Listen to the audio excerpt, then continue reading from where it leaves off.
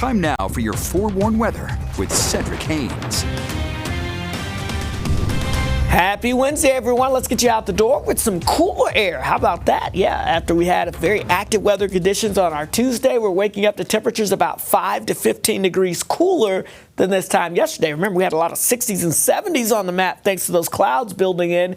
This morning, we've got more in the way of 40s and 50s out there, except for that 63 that stands out as you get towards St. George. So high pressure, you know what that means. That's our weather friend, the big blue H, and that is building back in, giving us clearing skies across the Beehive State. Our storm system that brought us all the active weather yesterday pushing over into the Plain States. We are tracking our next weather maker, but we've got a couple of days before it actually makes its way here in the Beehive State. So as we go throughout today, I've got us with a lot of sunshine here. Rain chances, well, you got to go way up to the north and west as you get towards the Pacific Northwest. In fact, from Seattle to Portland over towards San Francisco, that's where we're going to see the best rain chance for us as we go throughout today. So locally, we're looking at lots of sunshine. Yeah, it's returning to the Beehive State as it goes throughout your Wednesday with highs back in the upper 70s. Beautiful conditions out there, especially with that sunshine and those warmer temperatures. Southwest Utah, mid to upper 80s, so sunshine and warm conditions once again across the area. Now, as we go into your Thursday, we're going to still stay with the sunshine in Utah, but notice those rain chances start to move a little further to the east. Still not here in Utah, but they're getting closer. And by the time we move towards your Friday, I do think that next system starts to approach. And by Friday afternoon, we'll see a chance of at least isolated showers and storms developing.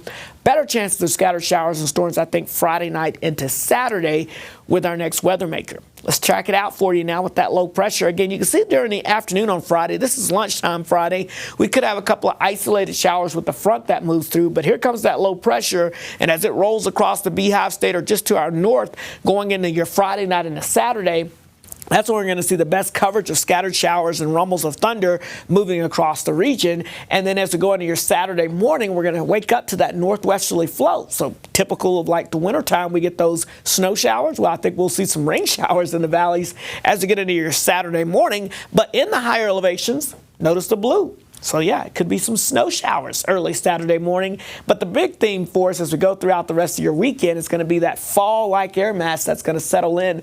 We're talking highs in the 60s, lows in the 40s in the valleys across the north, and highs only in the 50s with lows in the 30s in the mountains. In fact, some of the mountains likely won't even get out of the 40s on Saturday. Speaking of that storm system rolling through, it doesn't have a ton of moisture, but it's going to have a better chance of producing measurable precipitation. So the northern half of the state could pick up, hey, how about a quarter to a half an inch of rain as that system rolls on through. St. George, I've got you in the mid to upper 80s today with sunshine, upper 80s Thursday with sunshine. Then we're tracking those isolated thunderstorm chances with that system late Friday. But look at the weekend. We dry things out.